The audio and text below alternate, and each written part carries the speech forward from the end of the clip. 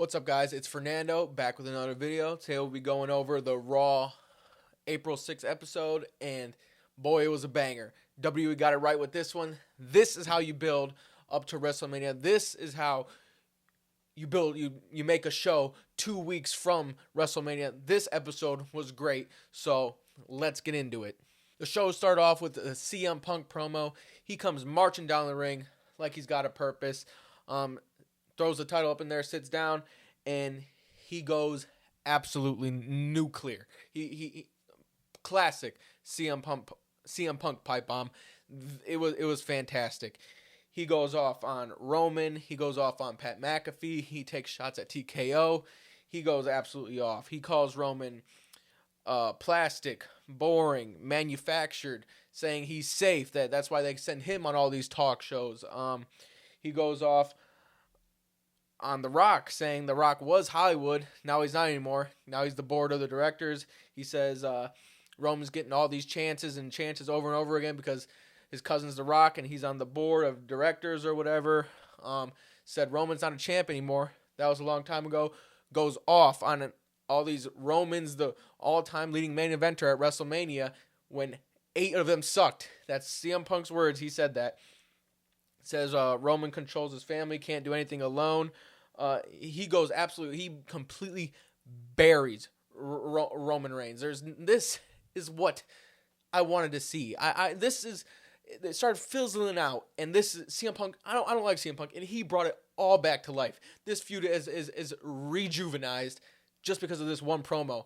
He absolutely destroys Roman Reigns because, again, Roman Reigns isn't there. Your biggest star, one of your biggest stars, 2 weeks away from Mania, isn't at the fucking show. And CM Punk absolutely obliterates him and his whole family and his whole goddamn bloodline. It was fantastic. And that's not all. Not at all. Nowhere near close to CM Punk. He says, I got more. Starts walking around the ring. And he goes after Mr. Pat McAfee. He says Pat McAfee is an NFL punter and he has no business in WWE talking about ticket sales and all that. And then the best part of all, how Pat McAfee referred to low ticket sales. He says for Pat McAfee to go tell his agent, what's his name? I forget his name. TKO, the owner of Endeavor or whatever his name is, to lower the ticket prices. And oh my gosh, it was just great. He calls Pat McAfee a bunch of names. I forget, but anyways, he goes absolutely nuclear on all of them. Now, going back, my thoughts are, it was fantastic. This is what this feud needed. In my opinion, Roman Reigns is cooked. There is no way he could come back from this. And after the fire died down, CM Punk just took a fucking 10-gallon bucket of gasoline and threw it on there. And he did it for the voice of the how he always says he's the voice of the voiceless. This was it. He called out the most important thing to me is he called out the ticket price, and it shows, man. This came from the heart, and the difference between this one and what Pat McAfee did is this came from a full-time performer, a week-by-week wrestler, someone who's grown up in this business, who's worked his way up. And I'm a CM Punk hater. I hate this guy. I despise CM Punk. But he's gone about this the right way. It was just fantastic. And it didn't come from some outsider celebrity that a company just decided to bring in just because, for no reason. He said absolutely everything he needed to say. It was amazing. I had all these goddamn notes written for just this segment, and I loved every single second of it. I had chills watching it, and he stood up for absolutely everything. This, CM Punk, is what this company needed, and this is the type of business that WWE needs to get into, because it started to get bad, especially over on that other show with fucking Pat McAfee and Randy Orton. I don't think it's that bad. I don't think it's nothing compared to this. This was real life. This was great. I'll give this a fucking 100 out of 10. Going forward, what do we have? 2 more episodes before Mania? 1 more episode? I don't remember. But CM Punk is is brought this back to life. And Roman, you're fucked. You are absolutely fucked. Nothing you can say can come back from this. I do not care. So thank you, CM Punk, from your dearest CM Punk hater. And then we get into a little back segment. Speed runs into Danhausen, and he asks Danhausen to uncurse him. Danhausen denies it. Adam Pearce comes in and tells Speed that he's in danger because of what he did to the Usos in LA Knight last week, that he needs to leave the building. And funny enough, Logan Paul and Austin Theory drag Speed against his will to the ring. Speed didn't want to do it, so we'll get into that. And then we get into the match between LA Knight and Austin Theory. The match is going. LA Knight's dominating the whole thing. Logan pushes Speed into LA Knight. LA Knight goes and chases him. The Usos come out. Speed gets scared, runs to the ring, and LA Knight's distracted, gets rolled up by Austin Theory. And then they go to beat up Speed. Logan Paul saves him. And we get an announcement. It is the Usos and LA Knight versus the Vision and Speed at Mania. Speed reluctantly is going to be teaming with them. But this overall, it's good. If you want to have celebrities in WWE, this is exactly how you do it. You throw it into a mid-card match where it's not too serious, and Speed, knowing his athleticism, I bet you he can straight up go in the ring. I know he can. I've seen it on small clips on YouTube. He can go. Anything he puts his mind to, he's going to be good at. So I believe this is perfect for him. This match is going to be entertaining. It's going to be fun. I believe something's going to happen to Speed where he takes a crazy bump or he just gets the absolute shit beat out of him. It's going to be amazing. And for the Usos, it gets them on the WrestleMania card. And thankfully, we get LA Knight. Not in the way everyone wanted LA Knight, but we got LA Knight on the card, which I'm happy for.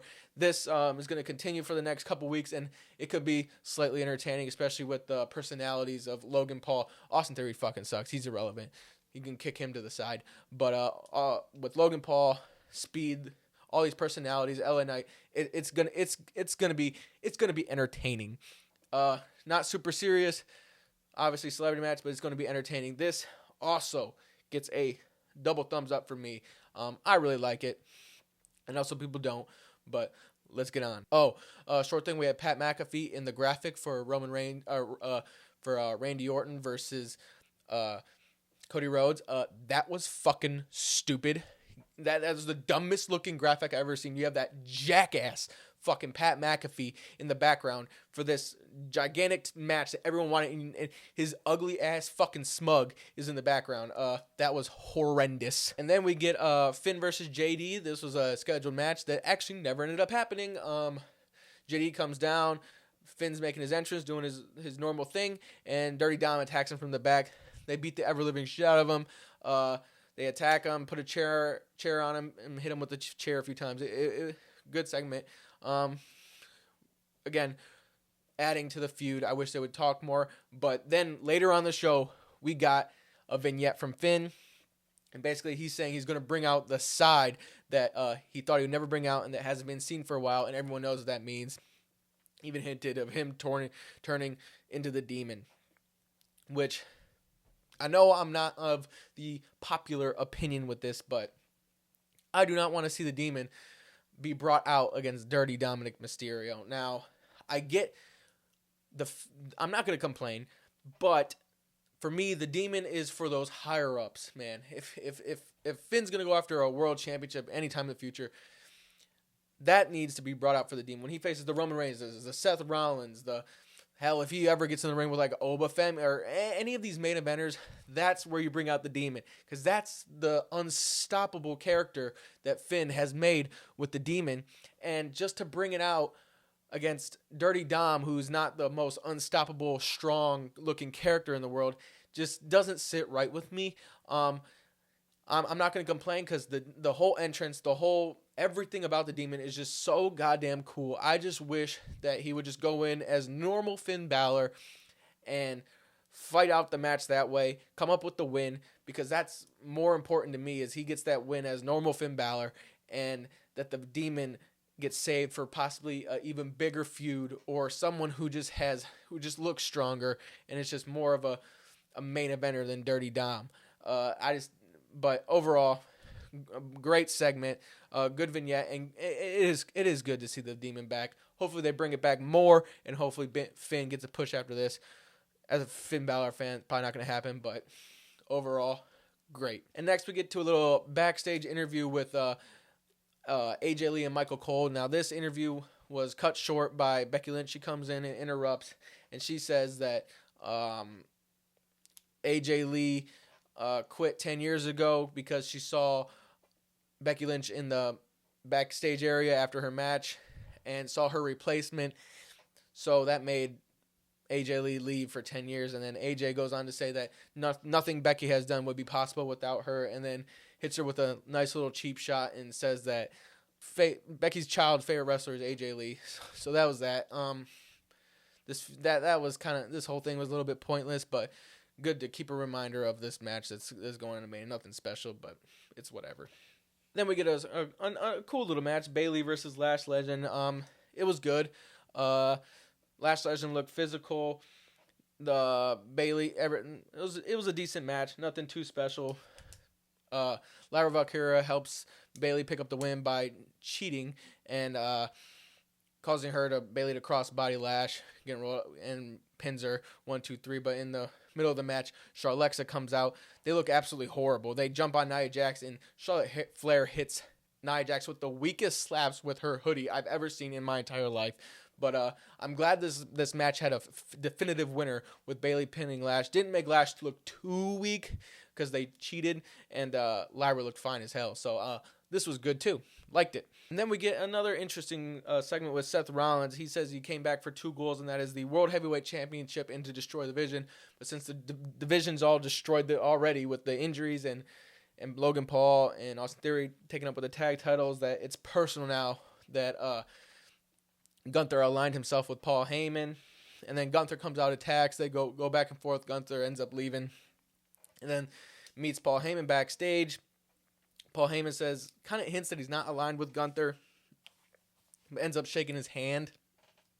And then Gunther says he owes Gunther one, and Gunther says, "Oh yeah, you owe me something." So it was a little bit confusing where that's going, but again, this was just thrown last minute just to get these two on Mania, and I think they can really cook something up here at Mania. The matches, I feel like, is going to be phenomenal, and then cook something up after WrestleMania is where I'm really interested. I'm not so interested in the build-up towards Mania, but after WrestleMania, where this leads with Paul Heyman and Seth Rollins and Gunther, obviously. What's going to go on? We just got to wait till WrestleMania to find all this out. And then we got a good Stephanie Vaquer vignette. This was incredible. She goes on saying that Liv has Dom as a sorry excuse of a man to solve her daddy issues, and I'm not going to let this vignette get swept under the rug here. This vignette was gnarly. She goes on and she calls her a cheap, brainless bitch, and for the whole daddy issues, everyone who doesn't know, Liv's dad passed away when she was real young, I believe, and so that was a real hard shot taken, and it was a really good promo and backstage segment. And then afterwards, later on in the show, they're doing a little Judgment Day segment, and Stephanie Vaquer absolutely levels Liv while she's talking to Roxanne, and their heads crashed so goddamn hard, so goddamn violent. The sound of it was horrific. I mean, it was violent. These two, Liv and Roxanne, have to have concussions, and that wasn't all. Their heads fucking knocked together, and it hurts just fucking thinking about it. I feel bad for these two women. She takes Liv and just launches her into a TV. This feud, for the little time that this feud they've given on TV and the small time spans that they've had, they've built this feud so good for what they've been given. Whether it be the vignettes, the small little promos, just the small acts of violence, the fights that these two have gotten, it's been phenomenal. It's been great. And as opposed to on SmackDown when you have Rhea and Jade Cargill, they've been given everything, and that is so goddamn dog shit. And then they're on 2 shows. They gave Rhea and Jade 2 shows. They were on Raw this week, and they're over on SmackDown, and it's horrible. But then you give these 2 women, Liv and goddamn Stephanie, and they're cooking every week. It's just great. They're just 2 bad bitches going at it, and this is what everyone wanted to see. And the small time they've been given, they've done the most with it, and it just makes me feel so good. I'm looking forward to this match way more than I am the other one, and we have yet to see them in the ring together. And I with both of them, I know it's going to be great. I can't wait to see this culminate. And then the other thing is, I want to see this go on after WrestleMania, not just Mania. One of them loses, and then one just disappears, and the other one is world champion. I want to see this go continue. That's how good this feud has been building. So triple thumbs up. I hope Roxanne and Liv are okay. Stephanie's doing her job. It's great. And next match we have Penta, Dragon Lee, and Javon Evans versus the Americanos. And this match was short, but it was absolute chaos, and I loved it. It was just 100 miles per hour. It was dives, kicks, Mexican destroyers, flips, cutters. It was just chaos. It was short. Ends with Javon Evans, Dragon Lee, and Penta just going over the ropes, doing craziness, and then Javon Evans hitting a cutter on, I believe, was Bravo Americano. They pick up the win, but after the match is where this really counts. Rey Mysterio's music hits. He comes back. I didn't expect it.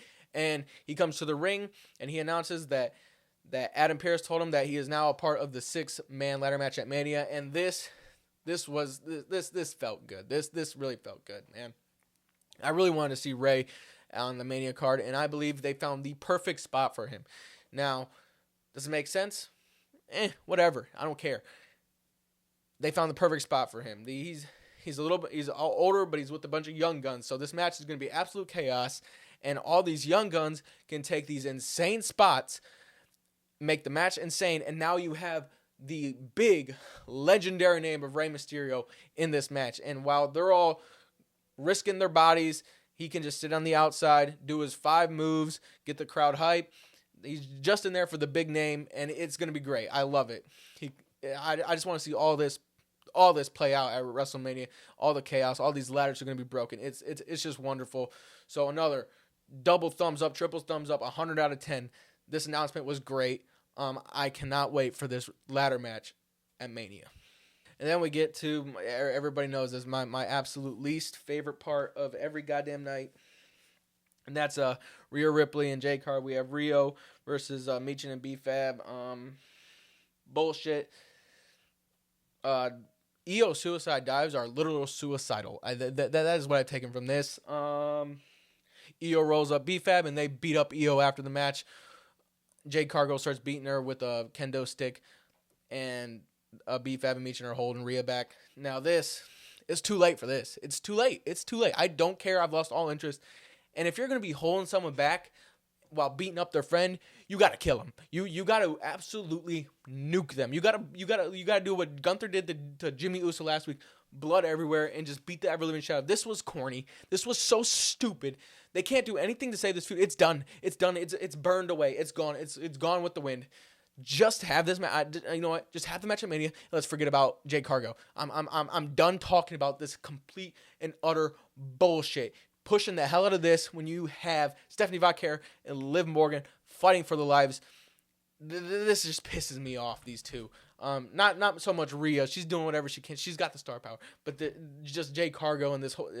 It's just a fucking disaster. And then to end the night, we have Brock versus Oba. The not Brock versus Oba. We had the contract signing. Now this didn't last too long. We have Triple H's music come hit, and Adam Pearce. They walk to the ring together. Brock makes his entrance first besides Paul Heyman, and then Oba comes out, and as soon as Oba gets in the ring, Oba kind of mocks Brock, which I've never mocks his little jumpy thing, and mocks Brock. And as soon as Oba gets in the ring, Brock attacks, and these two absolutely go at it. Oba picks up Brock, slams him into the post. They both go in the ring, and they both just launch through a table and break a table. This is how you do it. If you're going to have two people just go back and forth with 100 million security guards, you do what they've been doing. You have a build-up 2 weeks in a row of Oba looking strong, and it just looks great. And then you have them go back and forth and during a contract signing. It's phenomenal. It was great. The crowd absolutely loses it every single time. They pan to the whole crowd, and everyone's doing the Oba dance, and I can't help myself. I'm doing it around my house too. It's just electric. I cannot wait to see this at Mania. I feel like I'm gonna be let down, but I'm gonna put that in the back of my mind for right now. This contract signing, I mean, wasn't nothing crazy. Just the two big guys fighting.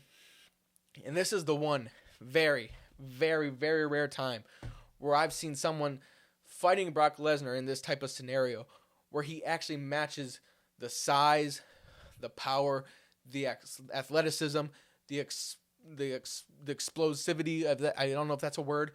No one's ever matched Brock Lesnar like this. Goldberg was 100 fucking years old when he did it. Undertaker was older when he did it. This is a young guy who is the same size as him, around the same size as him, and is matching Brock. I have yet to see something like this in the WWE. And Brock Lesnar is still selling for him every time Oba makes content, he's selling for him. And it's just, this is how you build it up. The build up of this is gonna has gotten better and better and better and better. It's hyping everyone up, and I cannot wait. For the match at Mania. See if the match goes longer than 5 minutes. So overall, this show was just absolutely amazing. I don't think I'm forgetting anything. A++. One great show to go towards Mania. So again, thank you for watching. I'm gonna keep uploading. I'm gonna stay consistent. And I hope you all have a good night. See ya.